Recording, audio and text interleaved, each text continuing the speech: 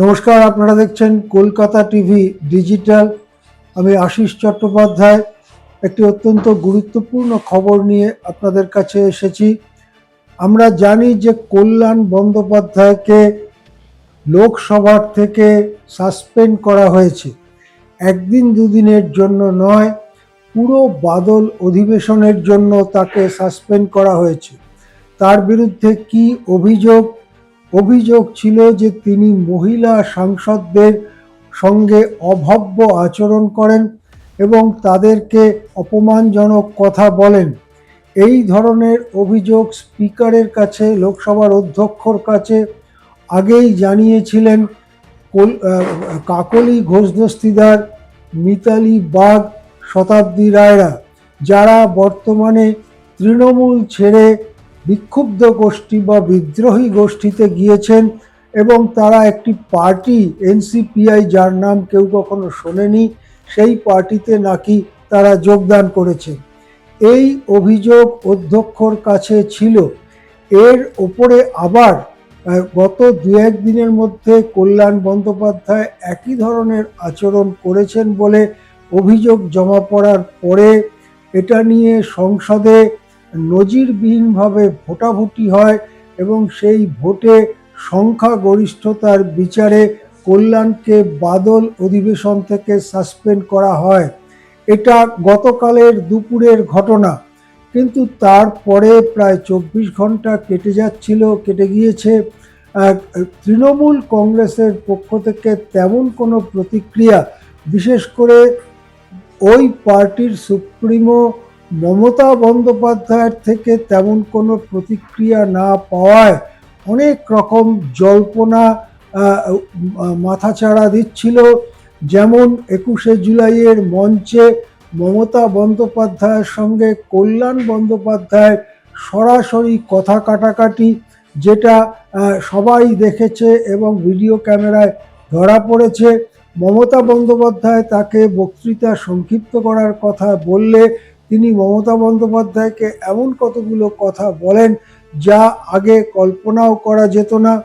এর পরেই বেশ ক্ষুব্ধ কল্যাণ বন্দ্যোপাধ্যায় তিনি সাংবাদিক সম্মেলন করে সোজাসুজি অভিষেককে ইঙ্গিত করে তার বিরুদ্ধে গুরুতর সমালোচনা করেন এবং মমতা বন্দ্যোপাধ্যায়কেও বলেন যে এত সবের পরেও তিনি যদি অভিষেককেই ধরে রাখতে চান, তাহলে যে পার্টি তিনি তৈরি করেছিলেন সেই পার্টি তিনিই শেষ করে দেবেন।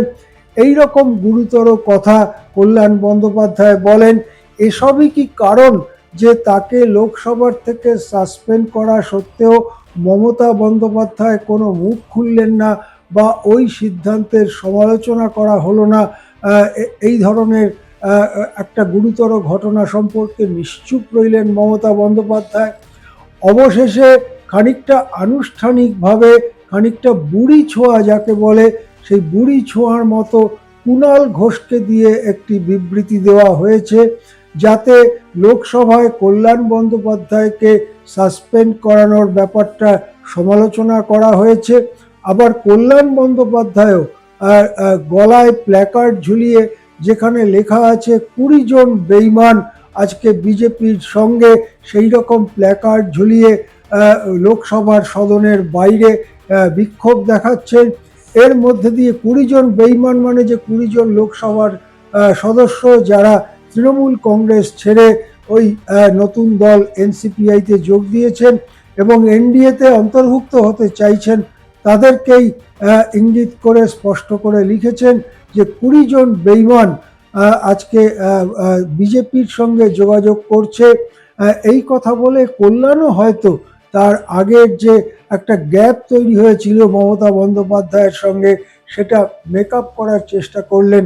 আবার মমতা শিবির থেকে কুণাল ঘোষ, তিনি ওই সাসপেনশনের যে সিদ্ধান্ত তাকে সমালোচনা করে তিনিও হয়তো ওই গ্যাপটা কমিয়ে আনার চেষ্টা করলেন।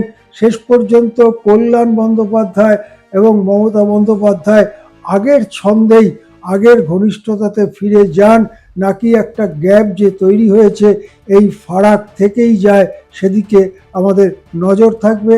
এখন এ পর্যন্তই। দেখতে থাকুন কলকাতা টিভি ডিজিটাল।